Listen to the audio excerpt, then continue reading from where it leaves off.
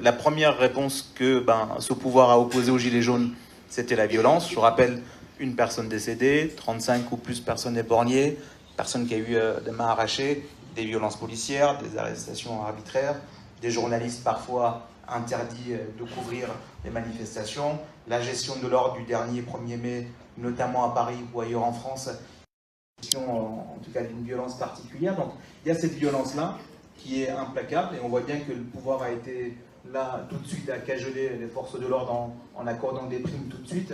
Et puis de l'autre côté, il y a une autre violence qui est dénoncée, c'est la violence faite au bien, c'est le Fouquet's. On a un restaurant qui brûle et puis il y a le président de la République, le Premier ministre, le ministre de l'Intérieur qui sont sur place.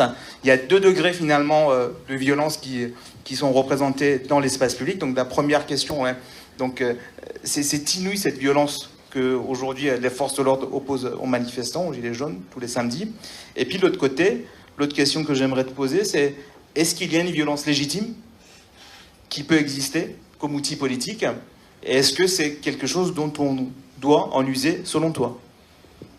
Moi, l'étude de la violence, c'est la partie cachée de tout ce que je vous décris, mais je pense que le politique a toujours été un truc passionnel pour moi, et j'ai fait ma thèse sur la question de la violence politique et de la violence de masse. Et j'ai publié un certain nombre de textes à ce sujet pour comprendre comment est-ce qu'on arrivait justement à produire de la violence politique au sein de sociétés. Et il était naturel pour moi, et c'est pour ça que très tôt, en fait, dans Contre Macron, donc en juillet 2007, je préviens de la dérive autoritaire qui, pour moi, par nature, allait être le produit de ce régime. Et c'était pour la prévenir que j'ai essayé de m'opposer de plus en plus violemment, en termes discursifs, à ce pouvoir en place. Parce que dès le moment, en fait, que la violence est toujours le symptôme d'une défaillance de communication. Alors quand il n'y a plus de dialogue, quand il n'y a plus de possibilité d'échange, vous rentrez dans une forme de violence, il n'y a plus d'interlocution. Alors c'est exactement ce qu'a mis en place le pouvoir aujourd'hui, c'est-à-dire qu'au lieu de considérer les personnes qui s'étaient levées et d'entamer un rapport discursif avec eux, on se souvient qu'ils ont essayé de prétendre que les Gilets jaunes ne voulaient pas parler. Souvenez-vous qu'ils ont refusé de dialoguer avec les figures, entre guillemets, des Gilets jaunes, parce qu'ils refusaient que ces entretiens soient diffusés en direct. Ce qui était pourtant une évidence de la part de ces figures-là, qui n'avaient aucun mandat, qui ne représentaient personne, et qui du coup ne pouvaient pas s'approprier une possibilité, la parole de l'ensemble des Gilets jaunes.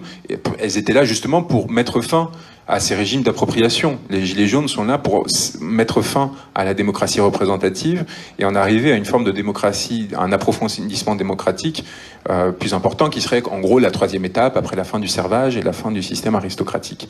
Et donc on est dans une dynamique qui est volontairement tronquée par le pouvoir en place, qui va refuser très longtemps de tout simplement considérer qu'il est face à une mobilisation légitime, qui va refuser d'accéder aux demandes sur la taxe carburant jusqu'à l'acte 3. Et l'acte 3, pardonnez-moi, c'est quoi? C'est de la violence.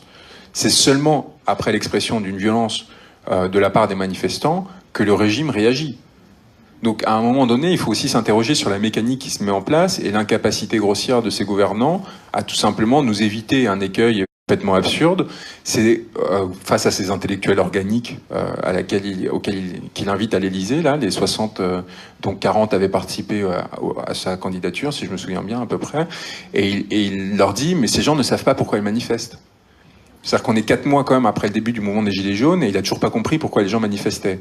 Donc à un moment, il faut se demander s'il n'y a pas un problème soit intellectuel, soit mental chez nos décideurs pour qu'on en soit là, quoi. C'est-à-dire qu'à ce niveau de sidération de la pensée, ça devient extrêmement grave. Donc évidemment, qu'est-ce que ça produit? Ça produit de la violence. Et ça produit, et je supporte pas, j'aime pas qu'on parle de violence policière, parce qu'il y a des violences policières qui existent, c'est vrai. C'est-à-dire qu'il y a des dérives minoritaires au sein des forces de l'ordre, des types qui sont un peu tarés et qui sont là pour tabasser. Mais il y a surtout une violence politique et gouvernementale. C'est-à-dire qu'on a interposé entre une partie de la population et ses soi-disant représentants les forces de l'ordre en utilisant le serment qu'ils ont fait de servir la République pour leur dire vous n'allez pas servir la République là, vous allez servir votre gouvernement, vous allez servir un projet politique.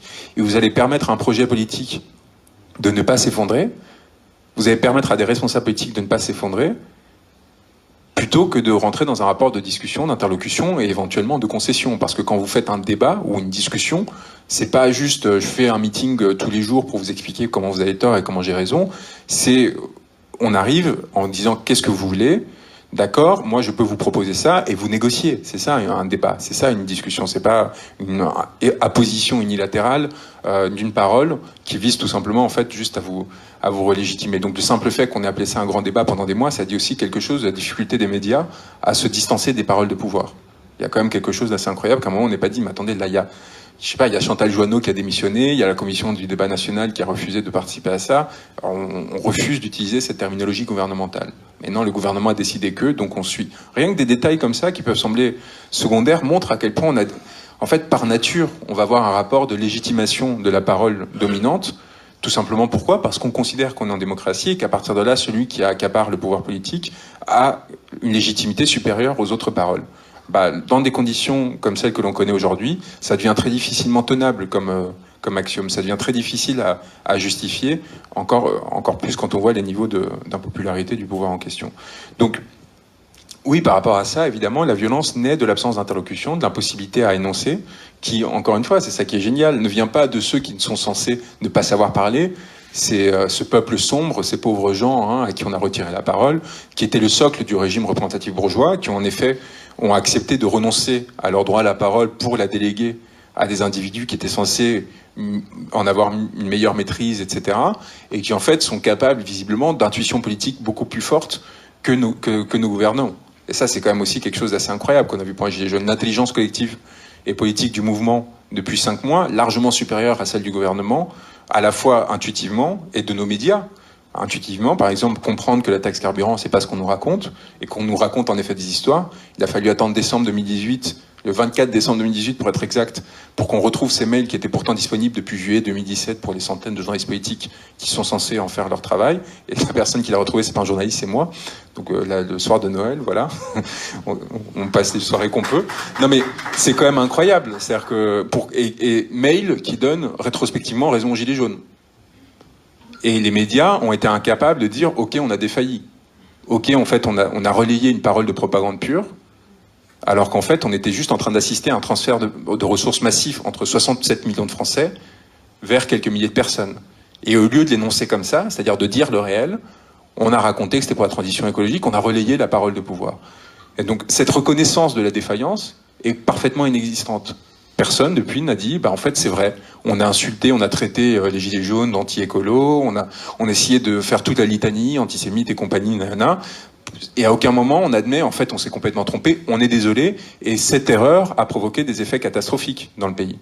Cette erreur a en effet amené une radicalisation des positions, des deux côtés, une impossibilitation du dialogue, alors qu'encore une fois les médias sont censés jouer ce rôle d'intermédiaire, et l'absence complète de parole critique et d'intelligence du pouvoir de la part des médias a amené ce pouvoir aussi tout simplement à foncer dans le mur.